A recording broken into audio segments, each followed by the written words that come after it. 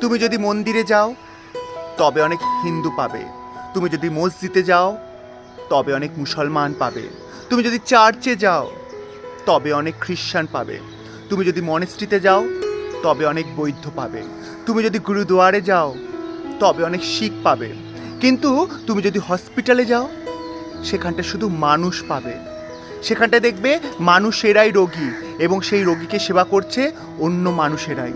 সেখানে কিন্তু তুমি ধর্মের বিচার করবে না, সেখানটা তোমাকে কে সেবা করছে, সে হিন্দু, মুসলিম, খ্রিস্টান, জৈন নাকি, সেটা তুমি বিচার করবে না। আবার ওখানটা যারা রোগীরা আছে, যে সেবা করছেন সেও বিচার করে না সে হিন্দু আছে, খ্রিস্টান আছে, না মুসলিম আছে, নাকি জৈন শিখ আছে। তবে কিসের হানাহানি?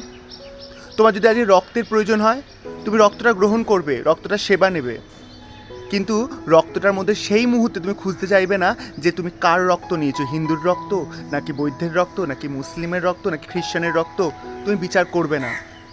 কারণ তোমার বিচার করার তখন ক্ষমতা লোপ পাবে। রক্তের রং তো লাল।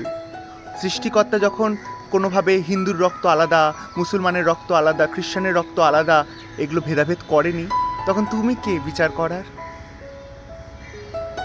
ধর্ম নিয়ে ভেদাভেদ না করে, ধর্ম নিয়ে হানাহানি না করে চলুন না প্রত্যেকটা জীবকে আমরা ভালোবেসে তাকে আপন করি, তবেই তো হবে আসল ধর্ম। ধর্ম হোক মানসিকতার, ধর্ম হোক মনুষ্যত্বের, ধর্ম হোক একে অপরকে আগলে রেখে বেঁচে থাকার, তবেই হবে আসল ধর্ম।